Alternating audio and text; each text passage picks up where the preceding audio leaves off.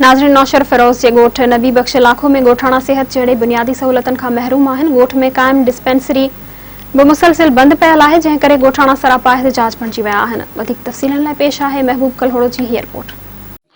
नाज़रीन, असीं नौशर फिरोज जे गोठ नबी बख्श इलाक़ो में मौजूद आहियूं, जिते गवर्नमेंट जी जेका डिस्पेंसरी आहे कुछ महीननि खां बंदि आहे।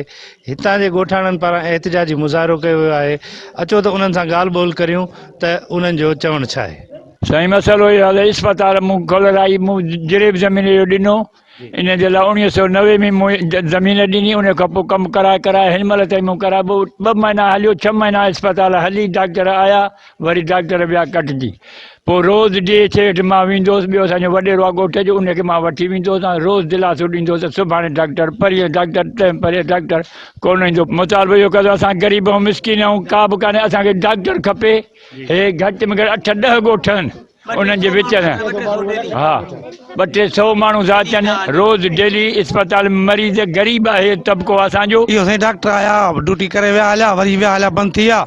असांजी दवाऊं बड़ा परेशान वेठा आहियूं, ॾाढी तकलीफ़ असांखे। ही तक़रीबन 8-10 ॻोठ आहिनि हिते असांजे भर पासे में। जंहिंमें नबी बख्श इलाइक़े जो ॻोठ आहे, जंहिंमें हॉस्पिटल आहे।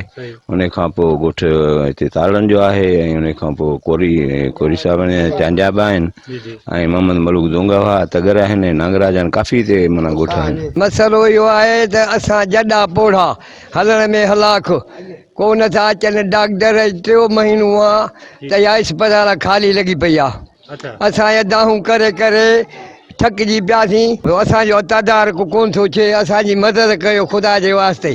साईं, असांजो मसइलो आहे, इस्पताल बंदि पई आहे, ग़रीब मज़दूर माण्हू आहियूं, ओखी आहे सुखी आहे। हितां बीमारी बड़ी हूंदी, दवाउनि जी सहूलियत ई असांखे ॾाढी।